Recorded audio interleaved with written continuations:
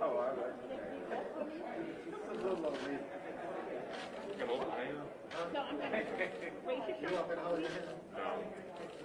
Just relax your arms. Stone Mountain, Georgia. I had to give you the history of Stone Mountain. I know.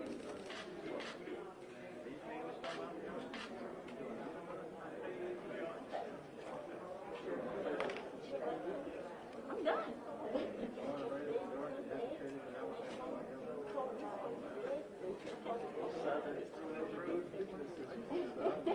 Did you get your shot card for you?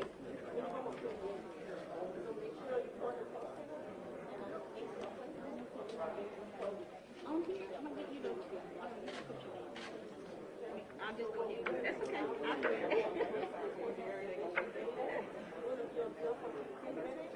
Okay, last name. Your last name? Yes.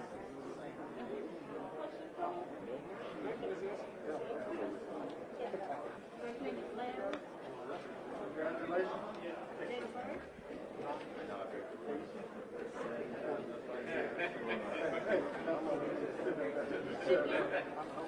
Oh, gotcha. In the day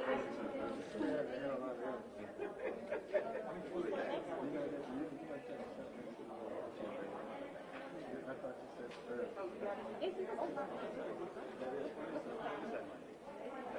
That's the fourth.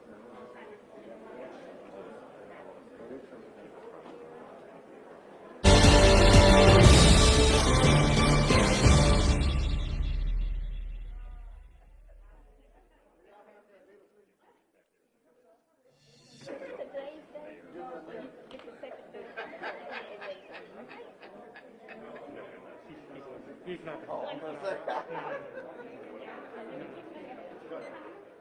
you're gonna go. I walked it up for you. And take that with you. Any questions or concerns, you can just let the nurses step in right there, okay? Have you got your shot yet? You got it done?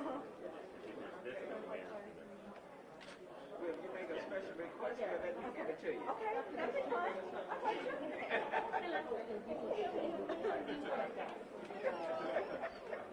How are you? I'm just giving them light because they're writing. Any questions about that? I turn it and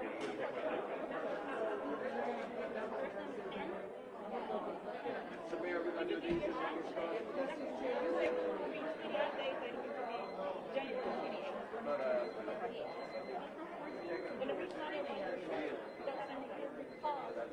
you can go anything after.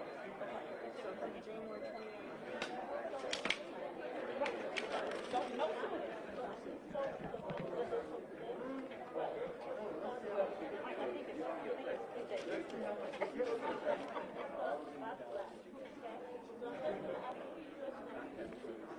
No problem today. It is your first time.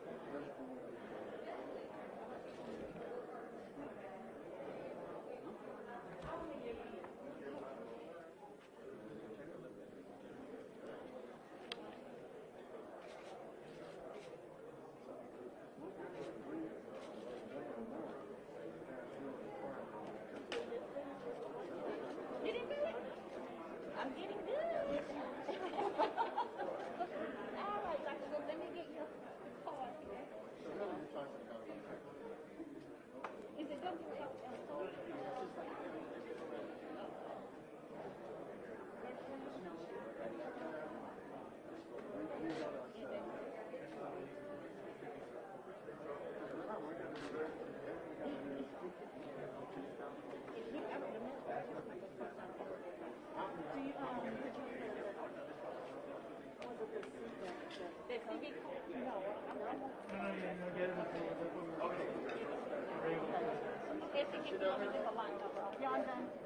feel pretty good? She hasn't gotten it yet, sir. She hasn't gotten it yet, sir. Let me get out the way so you can get you.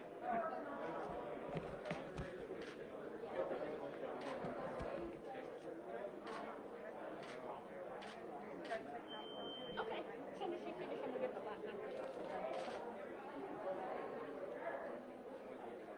That's one thing that should have been nice to stand that on. Yes, sir. That's good. You stay right where you're at. I'll try to not be in your way.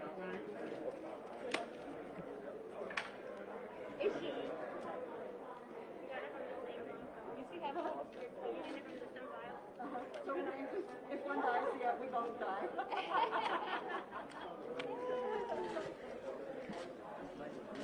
If I do something, you do something. Yeah, whatever side effects you have, I'll have it. Right, right. We'll be out together.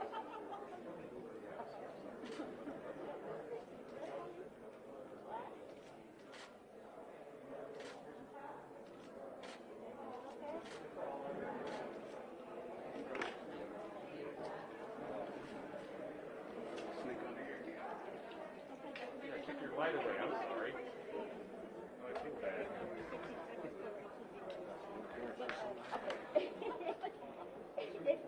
And then I'll give you a call. Okay. Just call. So any questions, any concerns you have, you can ask them, and we'll go over there because they would be in the selection. Take care. All right. Take care now. Thank you, sir. Okay. I'll be calling you too. Okay, okay.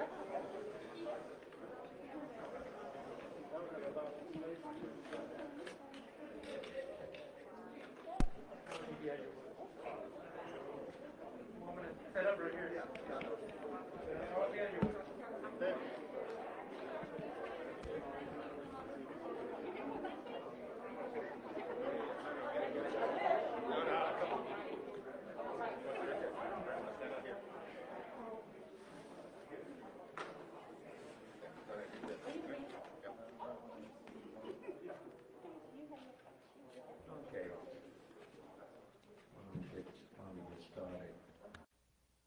Maya, did you want to join us?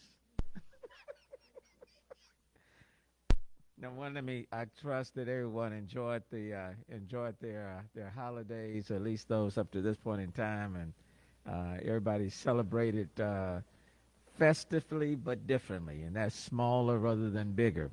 So let me just start off by saying, as we approach New Year's Eve, again, let me remind people to cancel. Let me just be just as direct, to cancel all of the New Year's Eve celebrations that require large gatherings, and that's whether you're going out or whether or not you're holding events at your home. Let's not gather in large numbers for the New Year's Eve celebration. So let's celebrate differently, but let's do it safely. So I know everyone will be glad for 2020 to be gone. And I'm certainly ready for 2020 to be a part of our history. But I do want to caution people not to engage in the traditional celebrations for New Year's Eve. Let's not do that. Let me also say to you, please bear in mind that fireworks are not allowed in the city of Houston. And I know Chief Pena can certainly echo that sentiment. So let me just remind people that fireworks are not allowed inside the city of Houston. So, even during these past several days, a lot of fireworks were going off all over the city of Houston, even in close proximity to where the mayor lives. Even a few houses from where the mayor lives. So I don't want to have to leave my house and go outside and tell folk no fireworks allowed. So fireworks are not allowed in the city of Houston. So please bear that in mind. Look, while we celebrate the arrival of the vaccine for key city of Houston employees, we do feel a sense of hope about the pandemic ending next year, but we still have a way to go. And so we must continue to do the same things that we've been talking about for the last 9 months, and that's keep these masks on, the social distancing, washing your hands, all of those protocols that we have been talking about repeatedly.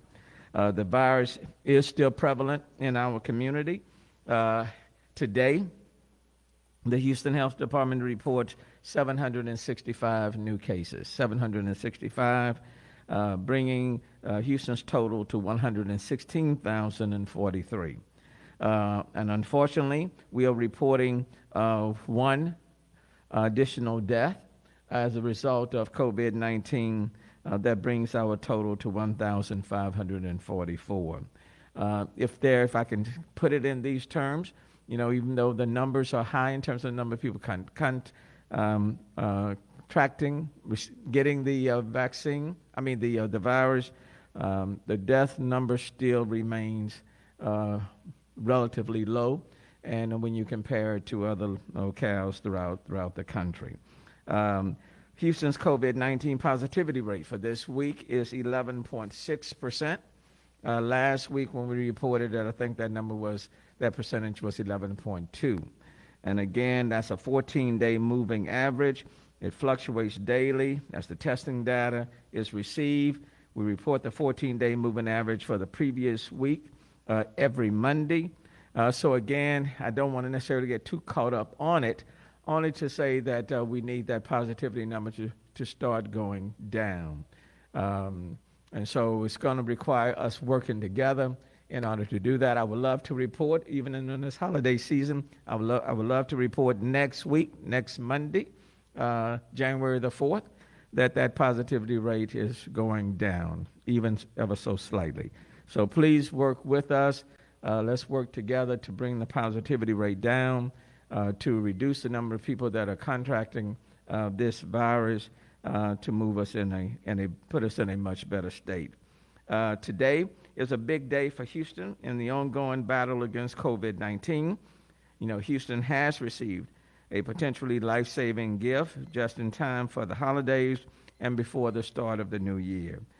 This morning, the Houston Health Department and the Houston Fire Department each received 3,000 doses of the Moderna COVID-19 vaccine. That's 3,000 each. The shipments are part of the Texas Department of State Health Services Week 2 allocation. You just witnessed the first Health Department staff members received the first dose of the vaccine, and this afternoon, the Houston Fire paramedics are also getting vaccinated, and Chief Pena will explain more in a few minutes. They qualify for the vaccine under Phase 1A of the Texas Vaccine Allocation Guiding Principles. They are public health staff directly involved in the administration of COVID testing and vaccinations. And since March, the Houston Health Department staff has operated testing sites and laboratory services serving all Houstonians. I certainly want to thank Director Stephen Williams for his efforts, for his leadership. I want to thank Lucretia Limbrick for her overseeing the distribution of vaccines for the Houston Health Department. I want to thank Dr. Purse, the Chief Medical Officer for the City of Houston, and of course, standing with me is Chief Pena with the Fire Department and Chief Satterwhite with HPD. It's my hope that starting next week, that we'll start vaccinating even more people, even beyond the health department itself and EMS workers.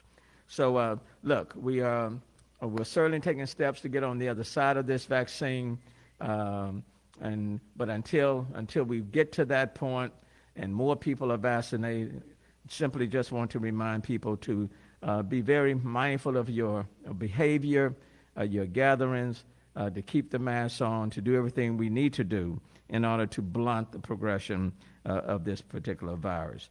So at this point in time, I tell you what, let me call on Director Williams and then maybe followed by Lucretia Limbrick or Dr. Okay, Dr. Purse.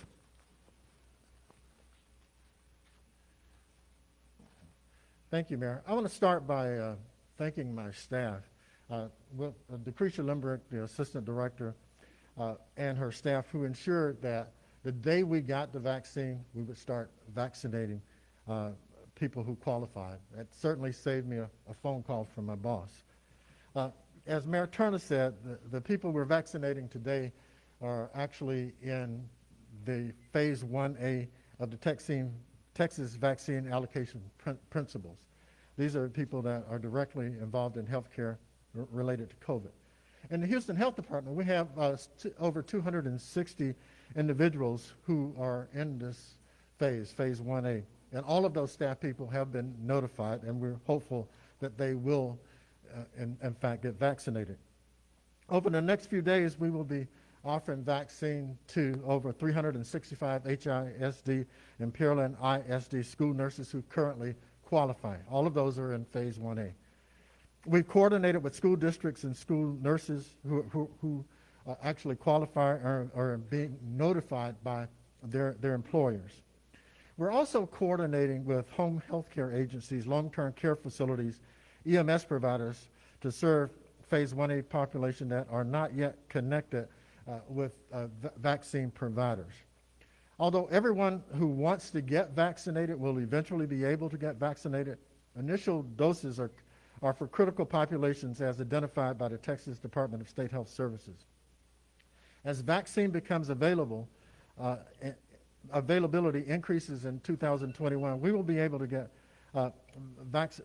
you'll be able to get vaccinated in your doctor's offices, at pharmacies, at hospitals, and usual sites. The Houston Health Department will play its traditional role. We will serve as a safety net provider, offering vaccines in our multi-service centers based on vaccine allotment and availability. We will also monitor vaccine uptake to identify potential gaps and deploy strategies to ensure vaccine is available to all Houstonians based on vaccine allotment and availability. And what this means is that we will use the same principles and strategies that we use for testing, mobile testing sites, strike teams, to ensure that there is sufficient vaccine uptake in vulnerable communities especially. Dr. Burris, Thank you, Mayor. Thank you, Director Williams. Just want to underscore some of the things that have been said. First of all, this is a great day. This is an important day because it is the beginning of the end. Now, again, this is the beginning of the end, so we still got a lot of work to do. We've got a lot of work to do internally as a community to make sure that we get vaccine out. We've got our hospital partners have gotten a lot of vaccine. They've been working diligently getting vaccine into those frontline workers. And we've seen the big lift they've had to, and we've been able to experience it here within the Houston Health Department with Decretia Limerick, and Chief Penny's been talking about all the work that Chief White has been doing with EMS and making sure that those folks get vaccinated. And I would like to take this opportunity to encourage everyone who is eligible in phase 1A, tier 1 or tier 2, that if you get contacted, whether it be your employer or a hospital, whether it be the Houston Health Department, whether it be the Houston Fire Department for our firefighters, when your opportunity comes, please feel comfortable, get vaccinated. It's going to help you personally because it will help protect you. And then let's remember, we've been saying this time and time again, that when someone gets infected and they run the risk, obviously, of becoming seriously ill, and that unfortunately we still are seeing that some people are dying from it, but also remember that the person that you are most likely to infect is a member of your very own family. So when your opportunity comes up to get vaccinated, I would jump on that. I would also point out that we've got a lot of things going on globally in terms of the virus, and there have been some changes, and so this is not the time for any of us to rest our laurels. This is a time for us to jump on this opportunity aggressively. And if you can get vaccinated, get vaccinated. I don't meet the current criteria, so I can't get vaccinated today. That would not be proper. But as soon as I can, I will get vaccinated. I assure you that. And I would really recommend that anybody else who has the opportunity to get vaccinated, when you get that phone call, I would respond in the affirmative and get yourself there when they tell you, and just be really happy that you're one of the few who get it early. And eventually, we will get to everyone. It's going to take some time. This is a big nation. This is a big community. There's a lot of folks. We will get to everyone. Everyone will get the opportunity. But let's take advantage of that opportunity when it knocks. Well, I just want to say that this day has been a long day coming. We consider it Vaccination Day, and I'm extremely excited that we now in the city of Houston can officially say that the Houston Health Department has started vaccinating those phase 1A individuals. Certainly want to echo Dr. Purse's comments and saying that when it's your time to get vaccinated, strongly encourage you to step up and get vaccinated. It's the way that we get to the end of this pandemic. For us in the city of Houston, we have taken the baton and now it's time for us to run us to the finish line. So again, thank you to all of the staff that make this day happen. We have some months ahead of us, but we're committed to ensuring that we protect the H. And the Houston Fire Department, EMS, they've received 3,000 doses. That's in addition to the Health Department. So Chief Pinion, give status of the Fire Department. Thank you. Thank you, Mayor. Good afternoon, everyone. I want to first start with the good news.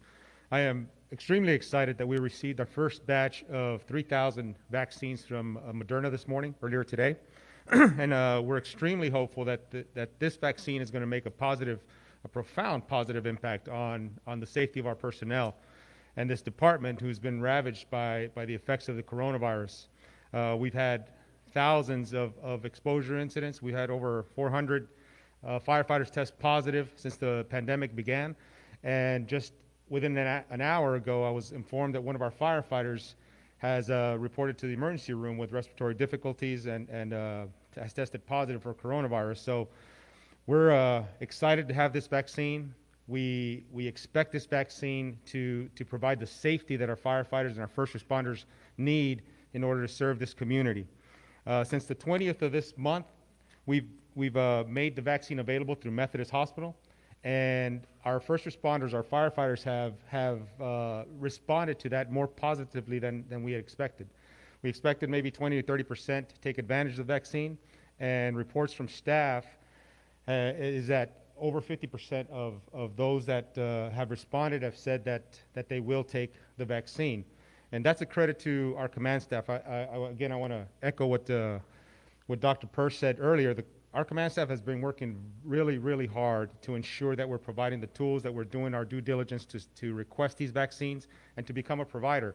And I want to thank them personally for the efforts that they've made to ensure the safety of our firefighters, especially one of my assistant chiefs, Chief Matt White in EMS division. He's been working long hours to ensure that we have the tools available. As I mentioned, the vaccine has been available to our first responders, those in emergency operations, since the 20th.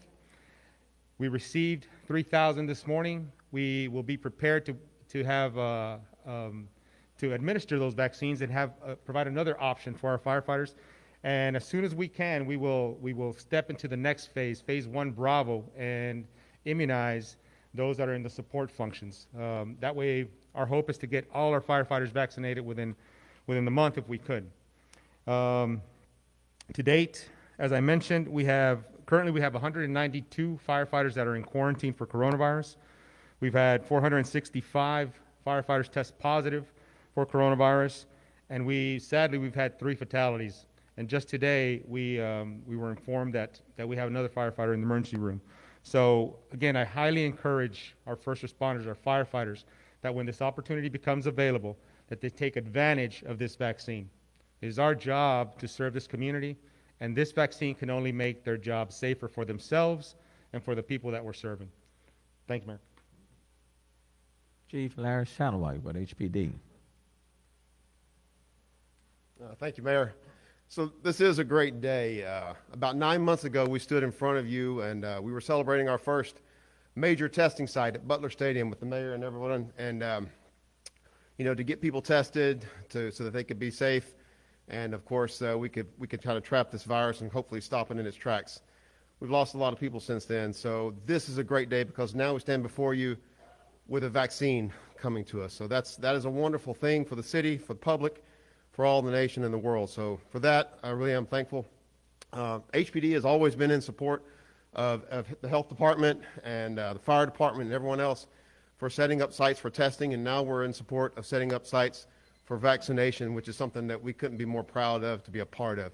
And eventually, yes, all of our people will get vaccinated too. We're not in the first phase, but we will be vaccinated, I'm certain, soon, our people. So with that, it's a great day. I do want to take a chance, Mr. Mayor, to talk about New Year's Eve and the celebrations. We want everybody to have a fantastic time and celebrate 2021 because we're all praying for a much better 2021 than what we had in 2020. But please be safe. Every year we have a real problem with people who have celebrated too much and go out on the road and they're impaired and they're a risk to themselves and they're a risk to the general public. So please celebrate small, celebrate at home, celebrate and don't drink and drive, please. I also want to take this chance to talk about a problem we face every year, which is celebratory gunfire. Please, please, please do not go out and celebrate by firing into the air. Whatever goes up will come down, and every year we lose people from that, and people get seriously hurt. So please do not do that. We will be out. We will be out in force. I will be out there. I know Chief Acevedo will be out there. A lot of us will be out there, hopefully trying to protect the public, and all we'll have is great news for the first day of 2021. Thank you. Thank you. And I think the other essential workers is in 1B. Is 1B? So I anticipate being able to get maybe to the police officers starting next week as well. Having said that, we'll take any one of us can take questions from any of you. Mayor, we'll maybe not first to talk about this. There's been some anecdotal reporting around the country about so-called extra doses, and so different hospitals or health providers like yourself who get these protocol extra doses. Where do they go? Do you have any thought about that? Are you anticipating having excess doses that once you get through all of the city employees? Yeah. Well, I would rephrase that. I don't think there's any such thing as an extra dose, but there are entities that are going to be receiving in the first wave here more dose than in a week than they can administer in a week. And so there may be some leftover dose from 1 week to the next. But the point is that we need to try and get that vaccine out as close as, so every entity that receives vaccine, whether it be a hospital, a fire department, an EMS agency, a health department, a doctor's office, a clinic, we're expecting that they will adhere to the tiers and try to get through those. But even last week, Dr. Hellerstedt, the state health commissioner, came out and said, when it looks like you're getting to the end of your 1As, then go to the 1Bs. And if it looks like you're running out of the 1Bs, then start, move on from there. And the point is that nobody wants there to be any dose sitting around waiting when so you need to have three things. You need to have vaccine, you need to have somebody able to administer it, and you need to have somebody willing. So if you have all three of those, the vaccine should be moving. But there may be a time when you got more vaccine than you have people that are, you don't have enough people available to inject them. I suspect there was a little bit of that perhaps in the beginning. But as the hospitals, because they got the largest doses, they've really ramped up. They really have now got, I don't know what the right term to use, but they've got really sophisticated, aggressive systems to get a lot of dose out quickly. And then, of course, you have to have people willing to take it. So right now, we probably have what we're hearing, certainly in the fire departments, we're hearing more people who are interested in taking the dose from the first responder community than we had anticipated. So that's a good thing. So I don't know about extra doses, but at any point you could, all those three things are not going to be at the same level at the same time. So there's going to be a little bit of moving back and forth with that. But yeah, those will move. And I guess the question for a lot of people like, so they want the first responders, like the firefighters, the healthcare workers, to get the first dose. But it's like, who's next, right? There's so many people sort of kind of waiting in line, waiting for their older parents or Right.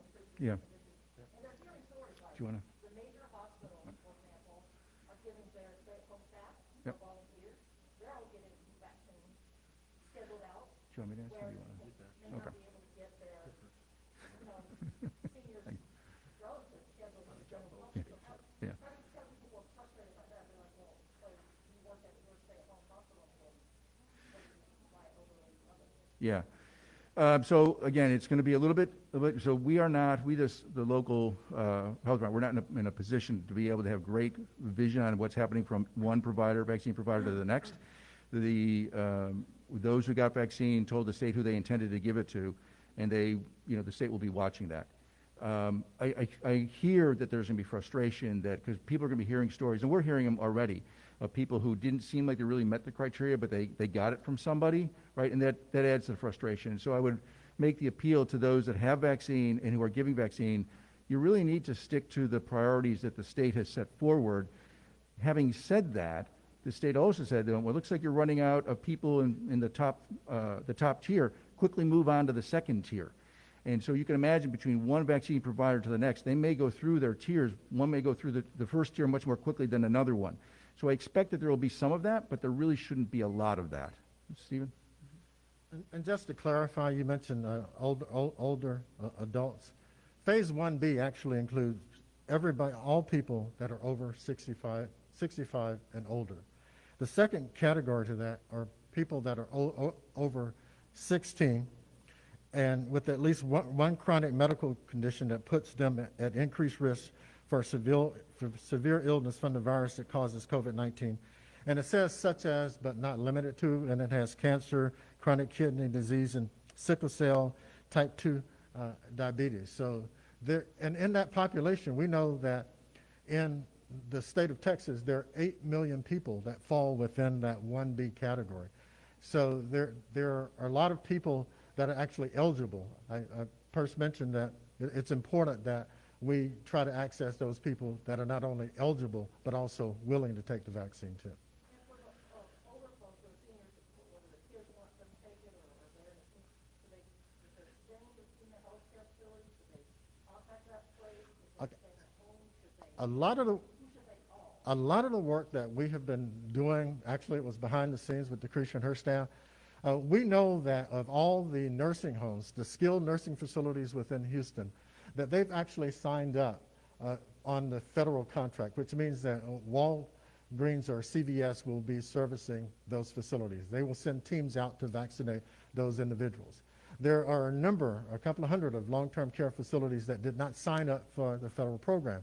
And so what our folks have been doing is calling each one of those long-term care facilities and trying to link them with the provider that has vaccine to ensure that both the staff and the residents of those long-term care facilities actually have a source of vaccine. So, and we've seen the list where like ACDC, various pharmacies are getting 500 doses, for this round, and CVS locally. We should not call ACDC to get a vaccine, right? Those individuals that actually are in the qualifying categories, 1A or 1B when it's time, can actually access vaccine from those facilities. The strategy behind that was to ensure that a number of small providers who were not connected, particularly in rural communities, had some source for vaccine. I have a question for Mayor Turner. Yes. Before every holiday, you fast very nicely, tweet and medication, so Yes. keep it small, don't gather, don't travel. So we did that before Thanksgiving, the numbers went up. Yes. Before Christmas, the numbers went up. Now we're here before New Year's Eve, and again, you're asking very nicely, don't gather, keep it small, let's have fun. Yes. At what point is it time to do something different? To try to keep the numbers from going up? Well, it's a sort of situation that primarily our number one is to ask. It's very difficult, for example, to stop people from hosting large parties at their homes. I mean, we're not going to be knocking on people's doors and counting the number of people that they have. People have to be responsible. People have to be responsible. People also have to assume the responsibility that when they hold these large events and people end up getting sick and some people could eventually die, people have to assume the responsibility for that. Those will be needless deaths because they were avoidable deaths. But it's almost like telling people not to go to a club. And they walk into a club and there are hundreds of people in there jam-packed with one another, and then they go back home and they give it to a loved one. Right, because if the clubs are open, they're gonna go. That is correct. Many people are wondering, why should we allow clubs at this point, especially New Year's Eve? Every club is advertising a party for New Year's Eve night. Why can't something be done to prevent that? Well, we are not going to be so paternalistic. We are looking at the numbers, just like I looked at the numbers this morning. The R rate, the reproduction rate in the city of Houston, for example, at our hospitals was 0.83, which is under 1. The number of people that were admitted to our hospitals were less than last week. Okay? So when you keep looking at these different matrix to determine whether or not we are so much worse that draconian action should be utilized, it's very difficult to reach that conclusion. And so we do. We continue to ask people to recognize that when you gather in large numbers, in close proximity, without your mask on, you're creating a very bad environment. But if you're asking me whether or not I'm going to send out 5,300 police officers to be chasing every club and every household, the answer is no. Because what I'm concerned with is about containing people who are out there killing folk. If I had all the resources in the world, I would do it, but I don't.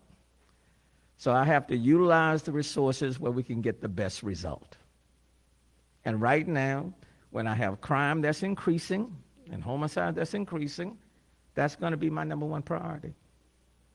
And I wish I had enough resources that I can respond to every call that we received about so-and-so holding a house party or so-and-so club being jam-packed. But when you have limited resources, you do the very best you can. I will say that at some point, people do have to exercise individual responsibility for their behavior. Now, I wish I had a better answer, but I don't. Now, having said that, let me also say that when you look at our numbers in the city of Houston and you compare them to other cities throughout the United States, relatively speaking, our numbers are better, relatively speaking. Even during the summer, the number of people that were in our hospitals were a little bit more than 2,400. Now, today, that number is right at 1,594. Okay? We're better than we were this summer, but the numbers are going up. But relatively speaking, better. If you look at the people who are dying in our city, where people are reporting 3,000 died in any single day. For example, today, the city of Houston is reporting 1. Now, I would like to believe that our healthcare professionals are doing an exceptional job at attending to the health needs of the people within our city. But one death is one too many. So I just wish I had a better response to you. But it's like when we say no celebratory gunfire, and people are firing their guns all over the place and popping fireworks all within the city of Houston. So what's my answer? Do I tell people you have to stay home, stay inside, no fireworks? There does come a point in time when you're dealing with pandemics and when you're dealing with New Year's Eve celebration that people have to assume responsibility. We tell people not to fly, not to take trips. Millions of people are on their planes, flying all over the place. Do we shut down the planes and say the planes you cannot fly? But people are flying. You know?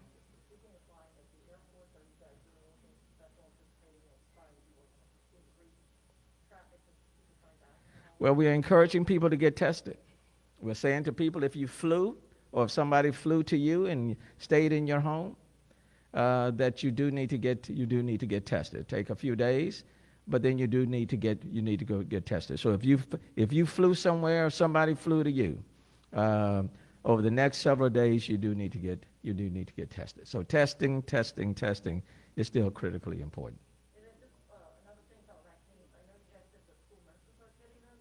If there's been a lot of push for teachers to get vaccinated, do you have any timeline on that? And also I was curious about, in the city of Houston, a lot of frontline workers are in the public works places, that guys and stuff, insurance trucks, as well as like that, any chance they could get vaccinated? Well, first of all, within that 1B category, there are a number of people in various occupations that are above 65 and actually have one or the more chronic conditions. And so that's going to cover occupations across the board. Within the letter that Dr. Hellestat put out last week, he did allow us to exercise some local flexibility. And we're going to actually meet and look at prioritizing, for example, city employees and other occupations within the community. But we haven't really done that work yet. I have had conversations with respect. We've got our healthcare workers. We got people who are taking care of our animals that bark. I view them as, in a sense, healthcare workers. So that's a group that's high on the list. We have our public works employees that are taking care of our wastewater treatment facilities, which we must keep working. And I think Dr. Percy used the phrase occupational hazard, those where the operations have to continue. So they will be high on the list. Our solid waste workers, for example, will be high on the list. Police officers, for example, are high on the list. And in all of these categories, there are people who are 65 years young. I don't like to call people 65 and over the old. That's not a good description. So 65 years or older, young. With underlying health conditions, there are people in all of these groups that I think would be essential for the city of Houston. Quite frankly, when you look at the number of events that we've had this year, whether they were hurricanes, tropical storms, you name them, those are essential workers. They are needed to keep the city moving forward. We'll take a look at all of those groups. But for example, the fire department, they got 3,000 doses. As the EMS workers get those and there are additional doses remaining, then they'll move on to the next group, which could be like, for example, police officers and others. What they're telling me is that my date could come up on January the 4th, which is a week from today, is the anticipated date. You know. Any other questions?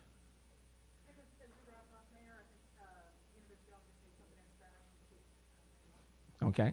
Is that the preferred person that you would want to speak in Spanish? I'll take it for you, Mayor. Thank you, Mayor. Before I give the Spanish one, I want to emphasize something that the mayor asked me to do, and I failed to do so. In regards to the legal use of fireworks within the city of Houston, it is illegal to set off fireworks within the city of Houston, and it is punishable by a fine.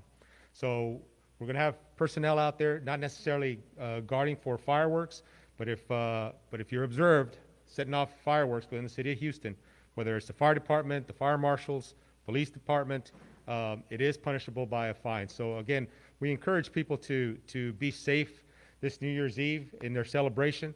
Every year we have injuries as a result of the use of fireworks or property damage. So we want to encourage people to be safe. We have enough going on without adding additional hazards to our lives.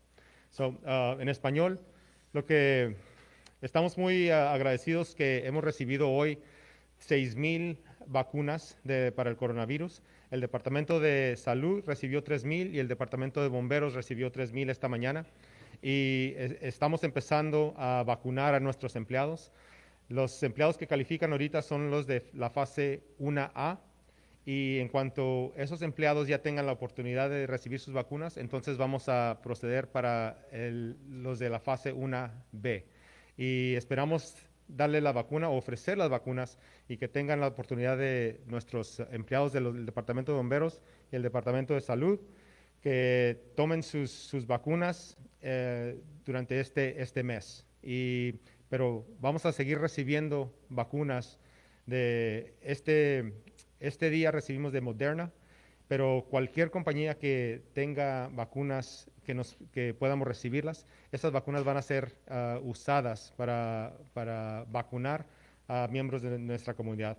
Así es que estamos muy excitados de poder dar estas vacunas hoy y dar adicionales oportunidades para nuestros empleados para que puedan hacer sus trabajos y servir a esta comunidad eficazmente.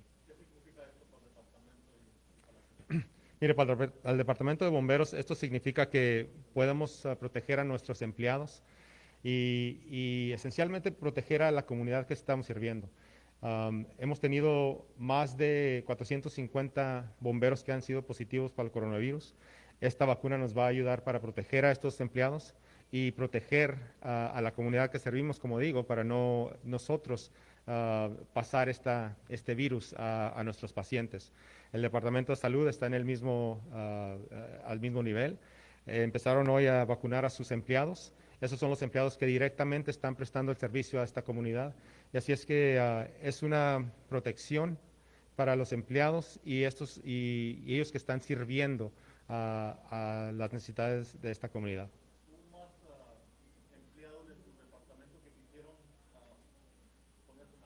Sí, mire, mandamos una encuesta y de esos que respondieron que iban a tomar las vacunas, más del 50% han dicho que sí esperan tomar esta vacuna y eso está muy bien. Nosotros estábamos esperando un 25, un 30% de personas que iban a tomar la vacuna o tomar la oportunidad, pero hemos recibido adicionales, sí, personas que quieran tomar esta vacuna y eso está bien porque esperamos que todos tomen esta oportunidad. Es una protección para ellos y para la comunidad y así es que esperamos que todos la tomen, pero respeto la decisión de ellos que ahorita a este momento no la quieran tomar, pero sí les pido que si tienen la oportunidad de tomar esta vacuna, que la tomen. Sí. Well, I was going to add a little bit more to that, but I'm just going. I thought that answer was quite adequate. So, all right, let's get out their way so they can continue to give these shots. Ms. Limbrick, thank you so very much. For your leadership and all the staff. Director Williams, thank you. Dr. Purse, thank you also very much. Chief Pena, you're heading back to your shop to give out the 3,000 doses. Chief Satterwhite, they're coming in your direction. Got to wait a little bit longer. All right. Have a good day, okay? Happy New Year, everybody. If we don't have another press conference this week, Happy New Year to everybody. Wish everybody well. And all the reporters and everybody, y'all can come to my house. Did I say no more press conference this year? Oh, we shall see. It's up to Mary. All right.